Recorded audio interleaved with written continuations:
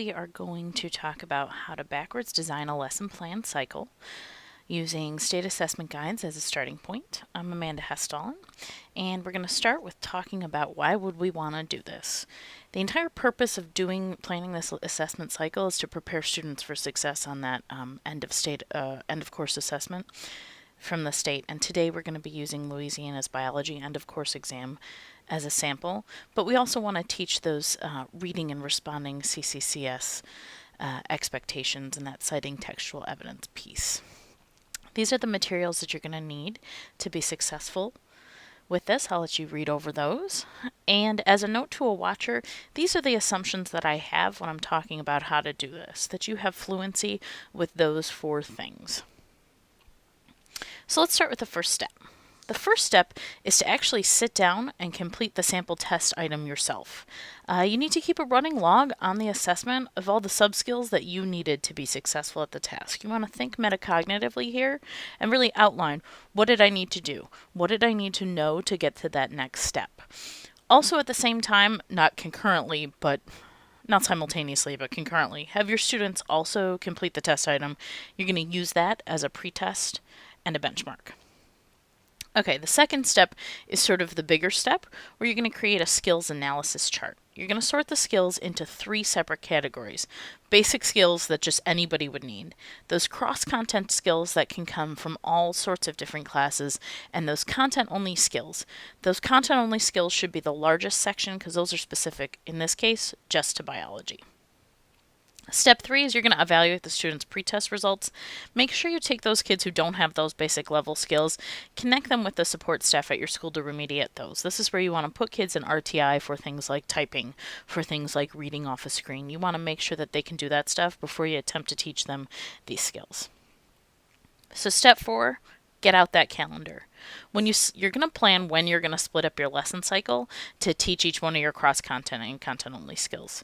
The big question here is, do you have enough time to do it all?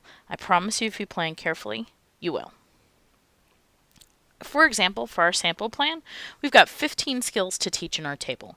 Biology's a semester-long course that's 18 weeks. We're going to take off 2 weeks for stuff that happens at the beginning and the end of the semester. That leaves us with 1 skill per week and a flex week. A week is 5 days. We're going to take 1 day off of that because one of those days in those 5 days we're going to use for assessment. These classes that we're talking about are 90 minutes long, so each portion of the skill cycle is going to last 20 to 25 minutes daily. We're not looking at a whole day's worth of lessons. Here's a sample outline about what you would do every day. Notice that we've got on Monday, you're going to evaluate last week's progress, and you don't intro the new skill until Tuesday, and that Fridays are reserved for that skill assessment piece. Step 5 is when you're going to get that calendar out again.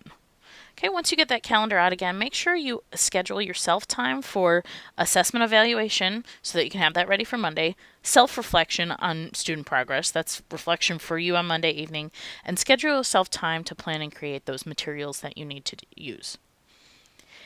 Create your metrics, that's step 6. How are you going to answer these 3 questions? It's your job to create those metrics. They don't exist already. So make sure you know how you're going to evaluate each skills mastery, how you're going to evaluate how the mastery of those skills fits into the much larger picture of responding to that end of course item exam, and then how are you going to benchmark your own efficacy. Step 7, that's the teaching part. Teach your lesson cycle. You need to stay at least 2 to 3 weeks ahead of your cycle when you're creating or sourcing your materials. Make sure that you're ahead of the game. Use your scheduled time that I told you to schedule in step 6 for self-reflection to tweak your plan. Should you need to do it, you probably will. And if you're noticing other absent basic skills arise, make sure you schedule yourself time to connect students with support staff for that. That takes time, and you need time for in your schedule for that. These are my fine-tuning suggestions. Do this with another teacher. Pre-plan those tuning protocols with other teachers so that you can help evaluate the efficacy of your lesson cycle. Is this working? Isn't. And then the other recommendation I have is to split these skills up with other content area teachers so that you're not duplicating time and resources here. How do you know when you're done? You're not. So, an assessment cycle is a self regulating system, but it's a cycle, it's a circle. So, much like this picture, once you plan it and you do it and you judge the evidence and review the progress, you keep going.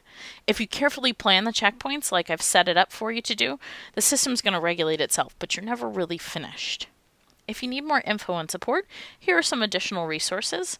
Thanks for listening, and I hope that helped you learn how to plan a lesson cycle based on an end of course assessment item.